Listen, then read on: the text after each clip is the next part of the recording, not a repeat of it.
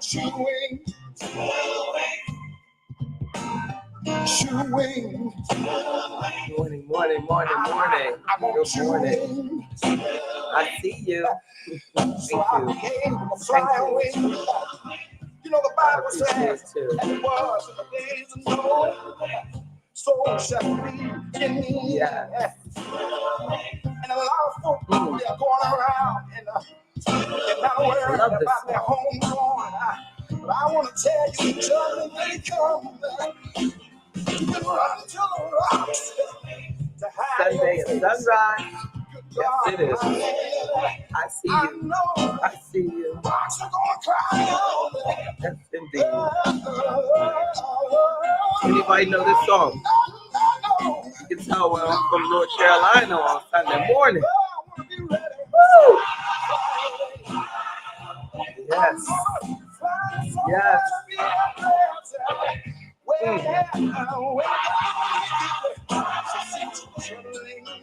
Good morning. Good morning. Good morning. Good morning. We're talking about staying the course.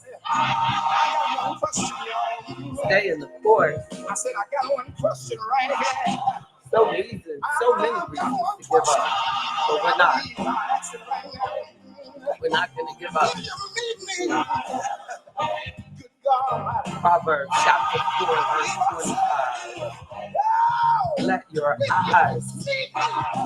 Let your eyes look forward and your gaze be straight before you. Let your eyes look straight ahead. Proverbs chapter 4, verse 25, y'all. Good morning. Thank you. Thank you, God, for this opportunity to spend some time together just celebrating that we have stayed the course. Please feel free to chat. Please feel free that if you have a special prayer request, anything that is on your mind, on your heart, it is time to express ourselves in a positive way. You know, we made it through a political season, and we're all still loving one another. That's the important part. That is the important part. We have to pray for our leaders, pray for those who have committed their lives to public service. Let's pray for them. Let's thank God for them. I thank God for you. I thank God for this opportunity to be a financial advisor for so long. More than 30 years, I've been able to serve and help people with their finances. Finances are such a big part. It's even like in my book, I put in the 5th chapter all of these Bible verses because there's 10 principles to Afroeconomics, but at the core of it, I like to think and encourage us to know that God is the basis, should be the basis of all of our financial decisions. And what encouraged me to talk this Sunday morning, because I've always promised myself that I would only talk on Sunday mornings if I really had a message that if I really felt that it was God's will for me to talk, to have the discipline enough and learn that to share when it has a purpose for it. When I know and I'm convinced that this is something that it's going to touch someone, even if it's just something that I want to share because it touched me. So on Friday, um, and I don't know, you may not know, let me tell you, I'm JB Bryan, the president and chief investment officer of JB Bryan Financial Group, a registered investment advisory firm and the home of Afro economics. So I speak and take this time on Sunday mornings just because I love God. I love the Lord. I love love. I love love. I want love to dominate my business and business decisions. I want love to be a big part of all of my clients' lives. I want every decision Not just because I'm licensed and it's required that I do everything in my client's best interest, but that is the core of me, that that I'm godly required to do what is in my client's best interest. Indeed. Thank you. Grand Rising right back at you, Mr. Yancey. Day one, day one supporter of Afro economics. Yes, indeed. Praying for you. I am so sorry to hear that you are under the weather. Well, I pray that God, give you everything that you need, because he said that our good health is his will. God wants you in good health. God wants you to feel good, and not just when we're young. God, when God speaks of that, good health, he said to to pursue good health just as we pursue our relationship with him. It is his will that we have everything, within us to heal ourselves, to heal ourselves. And every time I believe that he gives us um that experience of being under the weather, we can't do anything but thank him for all the days that we feel fantastic. No, because you are such a wonderful, kind person that gives without ceasing, Mr. Yancey, to others. You are that kind person. So if kindness is a healer, you need to know you're going to be fine. Yes, you are. It is God's will for you to feel good. You are going to be fine. Indeed. I appreciate you. I appreciate you. I appreciate you all. So let me tell you what happened. So on Friday, this young man, young enough to be my son, and he happened to be white, and he was telling me about everything he was going through because he does some work for me, and then he was telling about what his business was going through and everything. And I, really, he's not like that, really that talkative a person, but I thank God, because I guess we've known each other a couple of years now, and he felt like sharing. And he said that, you know what, I think I got 3 kids now, and my wife, and and I think I might just give up this business. I might just not do this anymore. And the minute that he said that, I saw myself in him. And sometimes, like, we allow things that look different. Like, here is a young white guy and me, a grown black woman. We look nothing alike, but God allowed me to see myself in him. Woo, what the world, do you know how different the world would be if we were all able to do that? Look past everything that's on the outside and see ourselves in one another, to see God in one another. And I know that he loves the Lord, because he and his wife are committed to, like, spending their Sundays in church. And but we've never really talked about it. We've never really talked about it. But this is where I see God. Like, I see God in the way he was expressing himself, honestly, what he was going through. Because we want to kind of think that people that don't look like us, they don't go through stuff we go through. And I remembered instantly, because as I was just saying when I started today, I'm thanking God for being able to be in financial services for over 30 years now. And my firm will celebrate 30 years in 2025, if it's God's will and I see it. May it be God's will that we are together in 2025. So I remembered all those times I said, "Can I stay the course, Lord? Are you sure, God, this is what you want me to do? You know, are you sure?" And, I told him, like, stick to it, stick to it, stick to it. I'm telling, he said, "No, it's just so hard. It's just so hard. And, it's just so much politics involved, and, things just aren't fair. And, these things." I said, "I understand. but you cannot allow things that are going on outside of your mission, your purpose, to stop you from staying on course. And then, I mean, and this was before I read the Proverbs, but I just felt God working with me when I was telling him that. And you all don't know, like, a big part of why God allowed me, you know, to do Afroeconomics was because I felt that as an entrepreneur, I didn't have the support that I wanted, especially coming out, especially being at, say, 10 years like he was, like, especially at that point. And I'm gonna tell you, there's many times, especially in my business, my industry is white male dominated. And I have to thank God for the many white, and I can't say many, many, many, but there have been some extremely positive white brothers in God that have encouraged me to stay the course.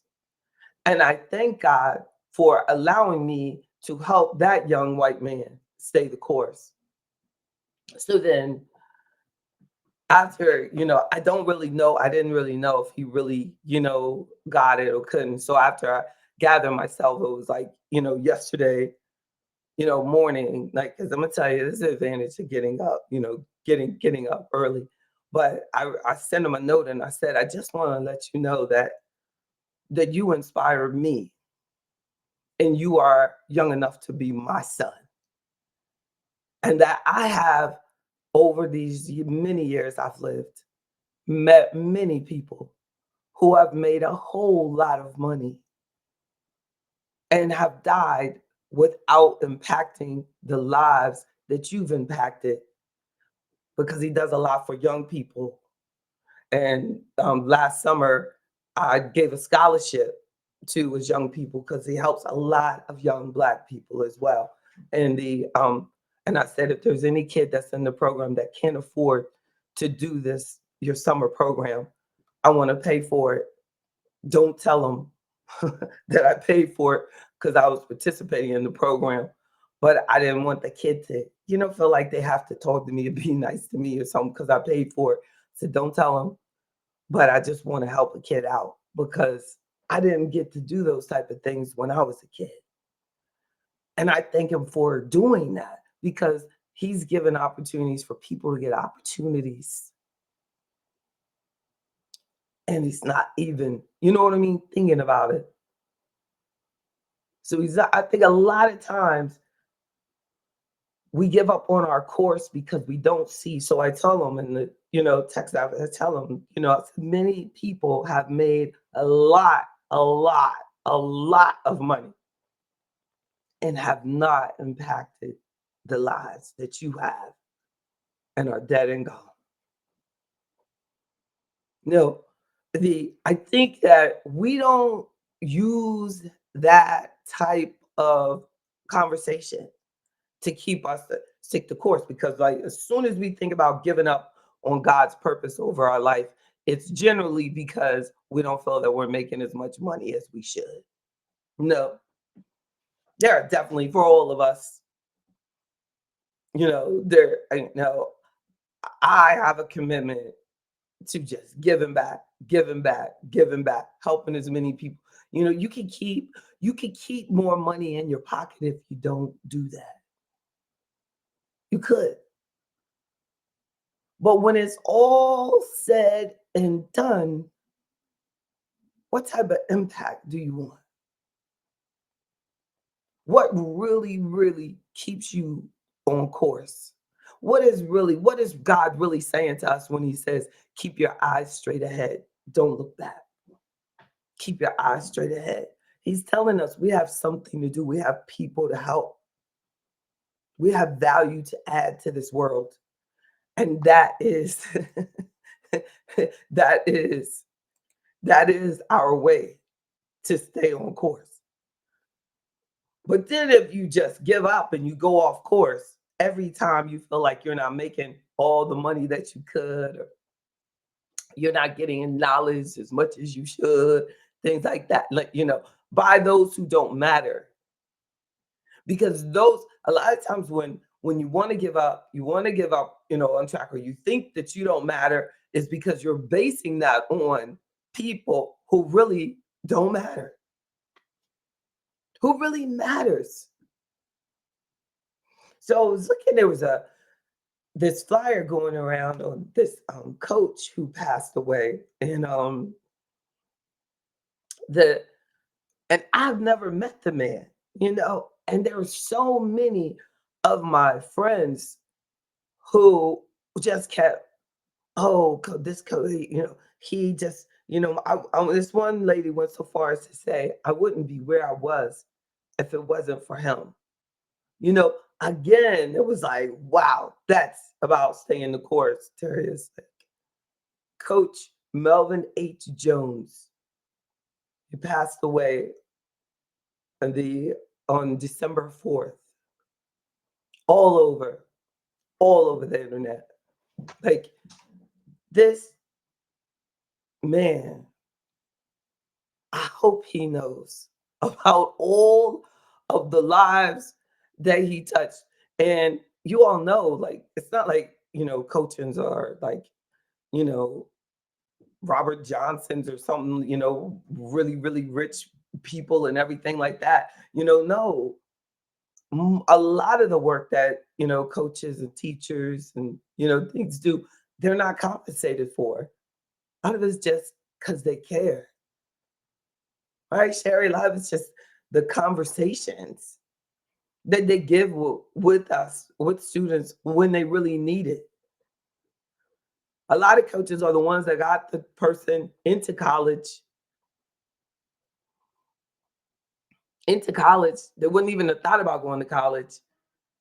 But the coach said, have you thought about going to college? You should go to college, you know? And then they said, yeah.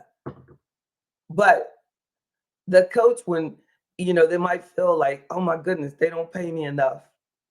And then get off course, leave, go to a different environment, make money. Amazing to me how you can make more money, but you're really not making an impact on the world. Isn't that something, Mr. Barton?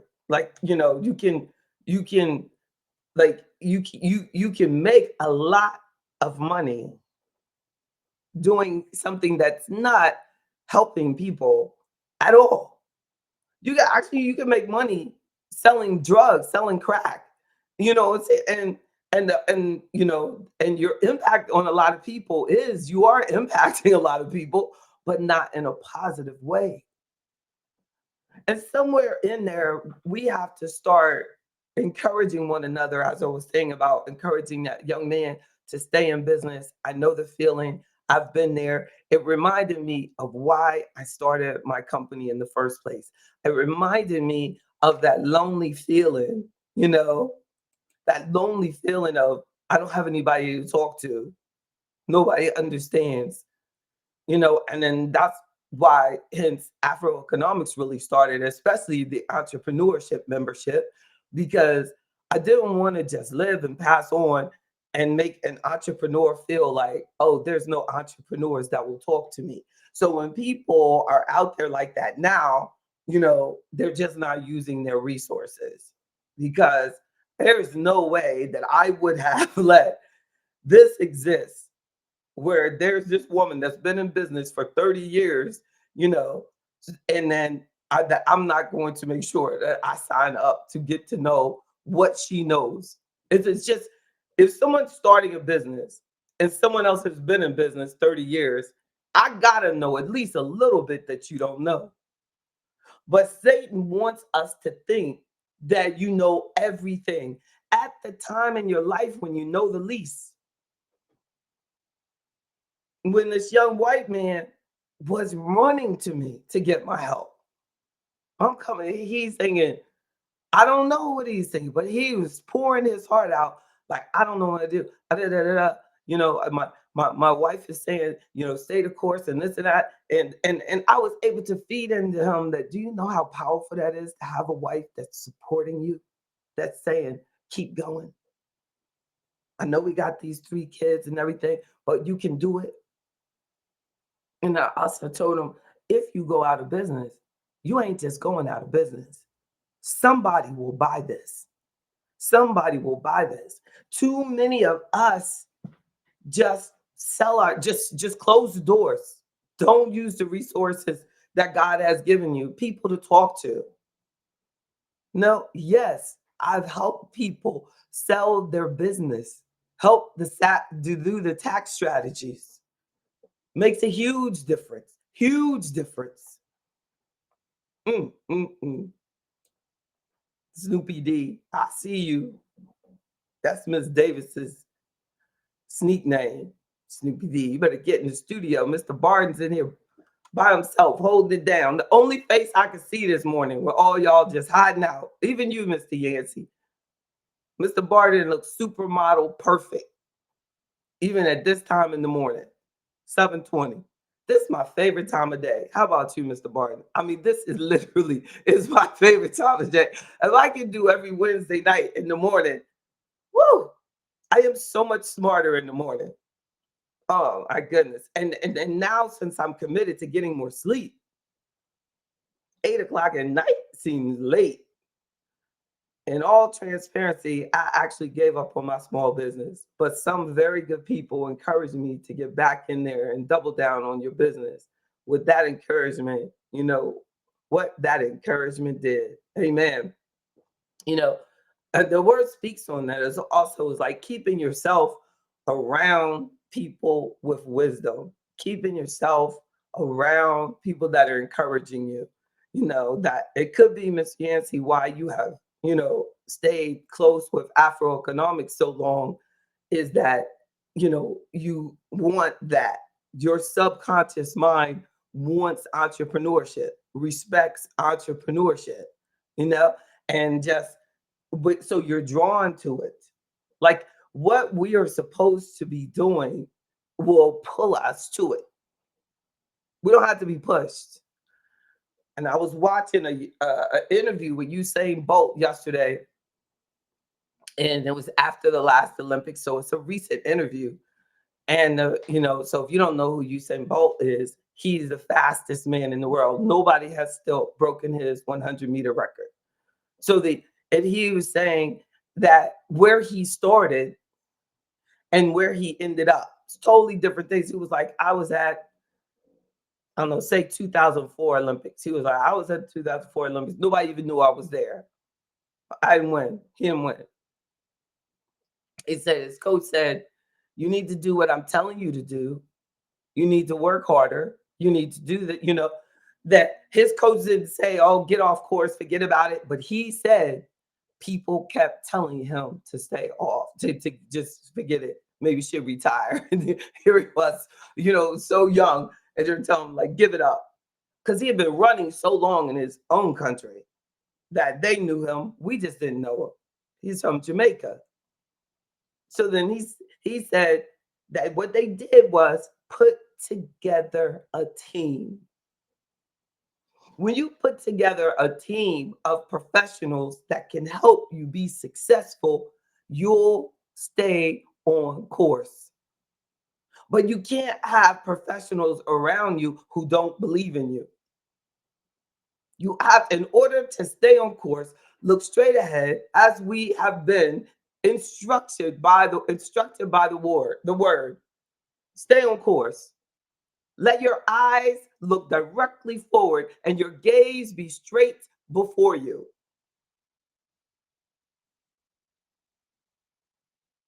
That's pretty perfect. Like, it's not like look to the right sometimes, look to the left sometimes. I was doing a 100-meter run last year, and I'm a resistance person. I'm a thrower. If I'm anything in track and field, I'm a thrower. But I want to run. So listening to the interview with you saying, like, it's encouraging me because he was saying, like, he has scoliosis. I don't have scoliosis. He had these things working against him. I have things working against me because just whatever I want to choose that I feel is working against me, I can change it all. But it has nothing to do with the structure of my back. Y'all know we all went to school. They told you who has scoliosis. I wasn't one of them. So what's my excuse? So I'm like, I'm running. But I thought that was so encouraging that that man stayed the course. He said he had so much pain sometimes, but he got his team and he got the massage therapists and he got the people to support him, to stay on course. And, I remember one day, and one of my Facebook friends, and he was standing next to this young lady, and she was his she had done an assisted stretch with him and this and that. But I saw her, and she looked like 100,000 million bucks. I was like, that's my missing link. She just looked like a beast mode, like she could run. I mean, you can just see it. And I said, man, who is that? I need to talk to her. That's the missing link in my team for that part of my life, because the healthier I am, the more brain power I bring to the table for my clients. And I'm telling you, it's the truth.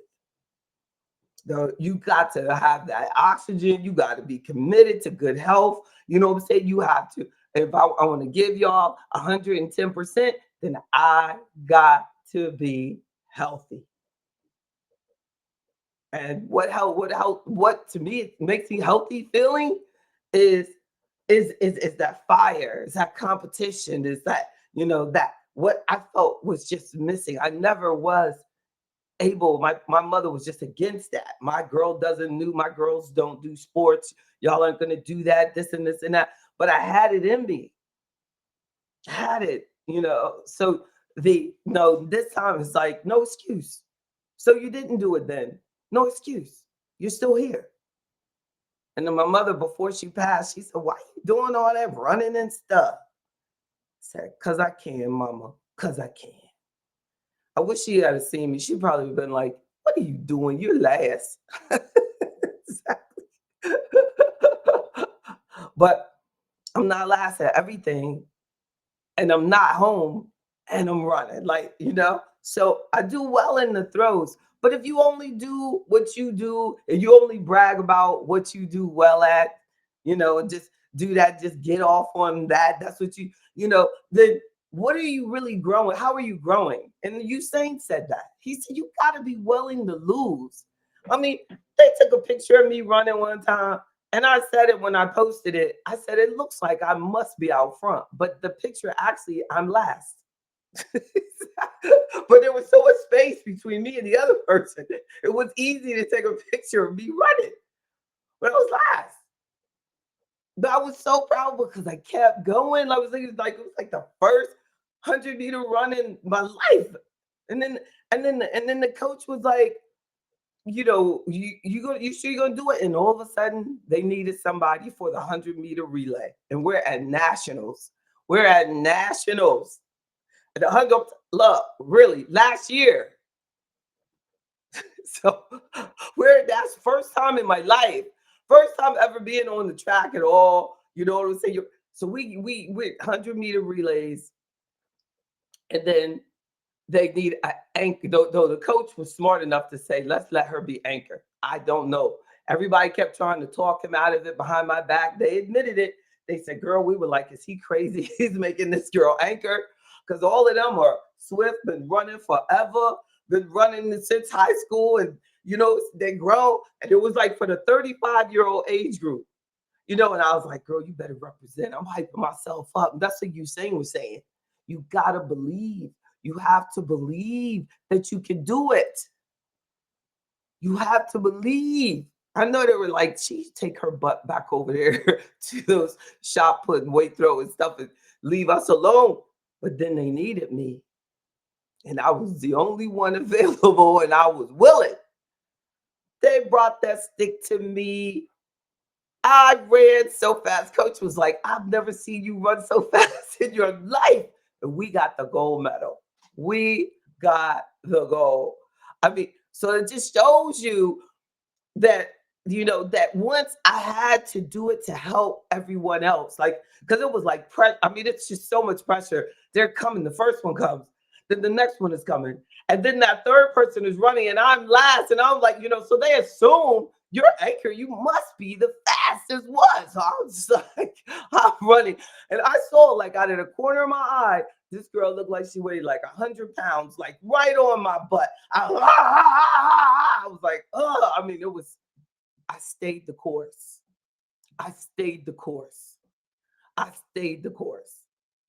At 2 times her weight. All she could ask later was, um, what age group was it? Because she was like, that lady was running. What age group are you? And I think she was like in the 20-year-old age group or something. And we were running in the 30s, and she was like really happy because she knew that I had won, like our group had won. But she was like, oh, okay, she's still, they just, as you get older, unfortunately, we're not out there like we should be doing.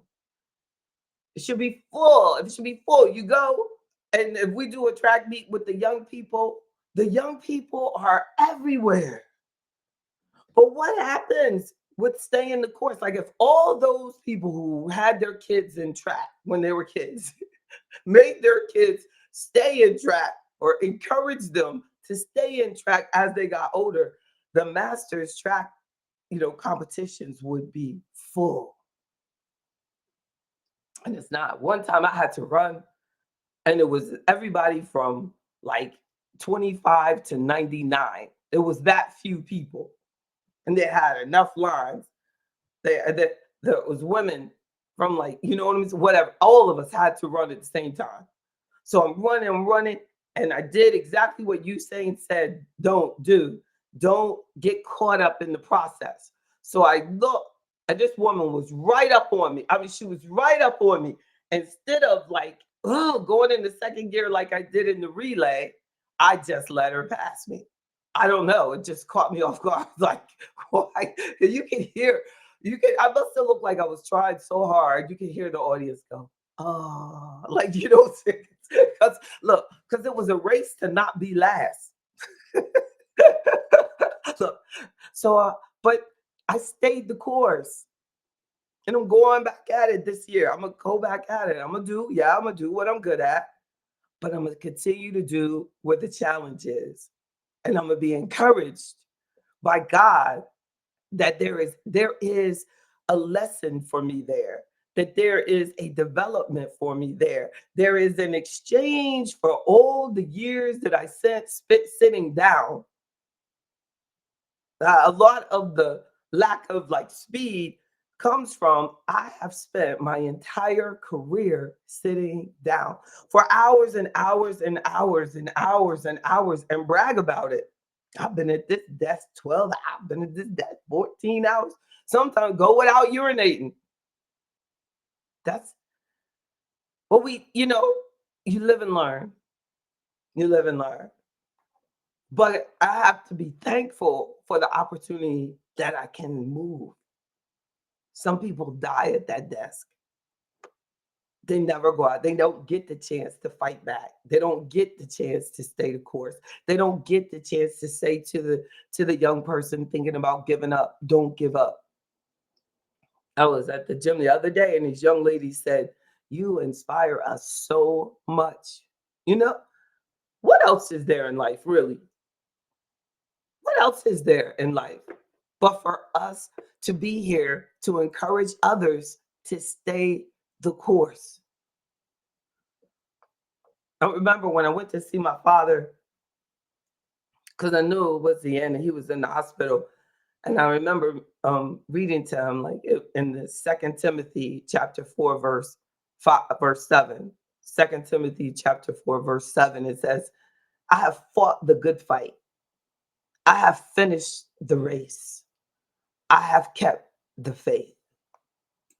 Daddy, you've done it. You can go home now. And it's like it just gave him rest. And after that, no matter what they would do, no matter what they would do, or adrenaline or whatever they try to put in the IV, that was ready. He had fought the good fight. He had fought the good fight. And I remember the next day the nurse said, she said, like, he's just kind of been chilling ever since you left last night.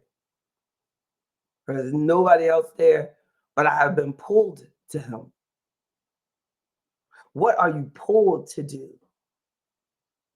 That's what will keep you on course. Are you doing what you're pulled to do?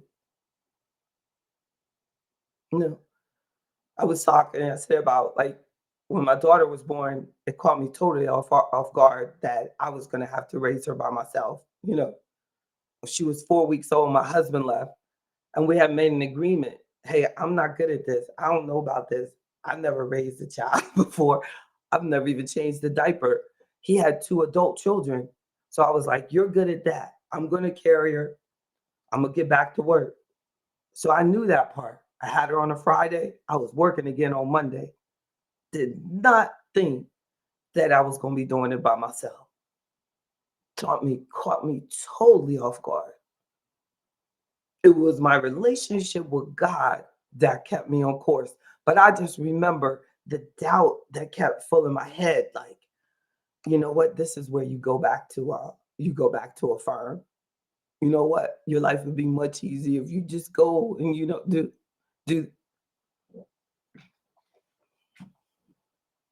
Mm, mm. Blessed is the man who walks not in the counsel of the wicked, nor stands in the way of sinners, nor sits in the seat of scoffers, but his delight is in the law of the Lord. And on his law he meditates day and night. That's what I had to do. He is like a tree planted by streams of water that yields its fruit in its season, and its leaf does not wither. And all that he does, he prospers. The wicked are not so, but are like chaff. The wind drives away, they just go. Therefore, the wicked do not stand in the judgment, nor sinners in the congregation of the righteous. That's in Psalms chapter 1, verses 1 through 16. But it's like, the bottom line is get close to God. Allow God to be your water to help you continue to grow, to help us so that we don't just wither away and die. At our hardest times, we have to go there. And our good times, we have to go there. Like, but it's a blessing to like go through challenges because I believe that that's what makes you closer to God. Like when you don't have anything left but you and God and your conversation and you hear him so closely, like you're able to hear him. Like there is a blessing in solitude. There is a blessing in being alone. Like, when Jesus, went away for like 40 days and he just needed to think. He was, I can't even imagine like all the things he had to think on. Like, what am I doing, Lord? How did you give me this challenge? These people treat me like I'm not special, and God told him what? Stay the course. Stay the course, for they know not what they do. They don't. They don't. And with everything that I've gone through in my life, the biggest reflection is that I've stayed the course. That's what God said. Like, the point is, look at you now. And that was you saying, that was you saying, like, there's nobody, they can't catch him. Years have gone by. He's still the fastest man in the world with scoliosis. You got to build a support system and you got to surround yourself with everything that is good and things that have faith. No, I have been able to spend so much time with people. It's such a blessing that I can see exactly what holds them back and exactly why they're where they are. You can just see it. Like you just see it. It's clear as day to me. It's clear as day. I can see it. The challenge is us seeing it in ourselves. Like, like that's when it really that's when my life really changed. Because you always see the air and everybody else. I mean, God gives us like a huge, I'd be like, oh my goodness, I can't believe they did that, blah, blah, blah, blah, blah. But where are we when we allowed that to happen?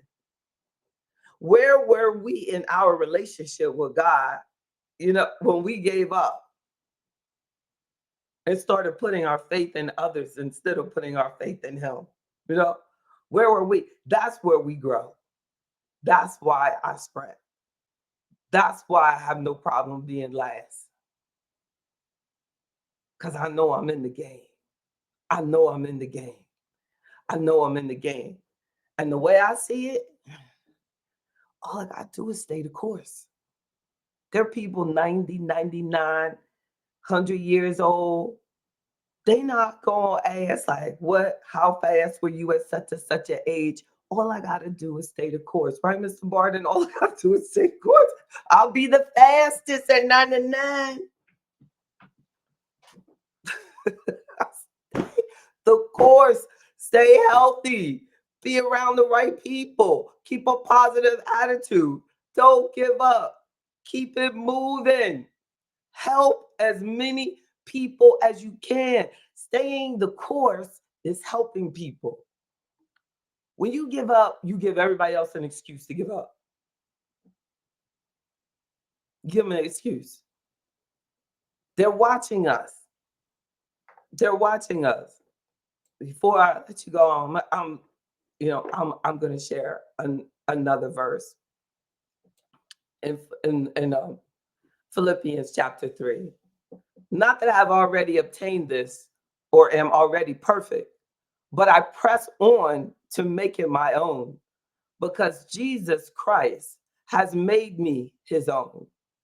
Brothers, I do not consider that I have made it my own, but one thing I do, forgetting what lies behind and straining forward to what lies ahead, I press on toward the goal for the prize of the onward call of God in Jesus Christ. Forgetting what lies behind and straining forward. That's the word. If you have any translation that doesn't say straining forward, you're reading the wrong thing. If it just says going forward, it's wrong. Straining forward is what I'm doing. Straining forward is how I've gotten to 29 plus years. Straining forward. How we get through corporate America, Mr. Barton, straining forward. How do you have a long-lasting, enduring family and keep your family together like that? You strain forward.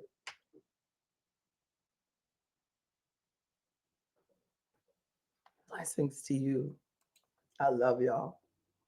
Strain forward. Stop expecting it to be easy. It's not easy. Stay in the course. I mean, look at it. Woo! I don't know if y'all feel like I feel, but I love talking to people that are ahead of me on this, in this thing called life. It ain't gotta be nothing elaborate. They strained forward. What an accomplishment. Like they strained forward. Don't give up. I remember when I first started, my feet were hurting so bad. I used to crawl to the bathroom. And people were like, you gonna keep doing that? Now I jump up out the bed. I strained forward. I strained forward. I strained forward. Oh my goodness. God is so good. He's so good. We just got to do it. Just got to do it. I'm going to finish with my favorite. I don't know why this is my favorite song, but it is. I love Two Wings. Two Wings. Why these brothers, they look so cool. I mean, I know they were it in their day. They were just a bomb.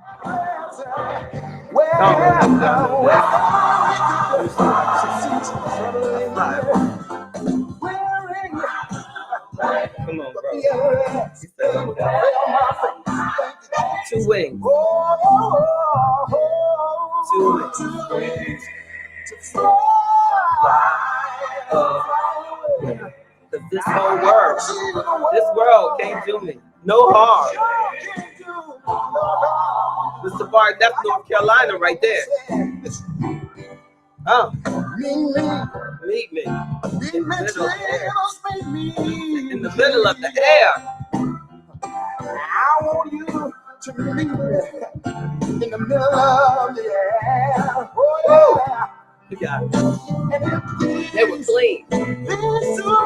Yeah. Woo! That's it. You to meet me with another. It's raining, y'all. Come on. God bless y'all. I love you. Take care, y'all. Don't give up. Stay the course.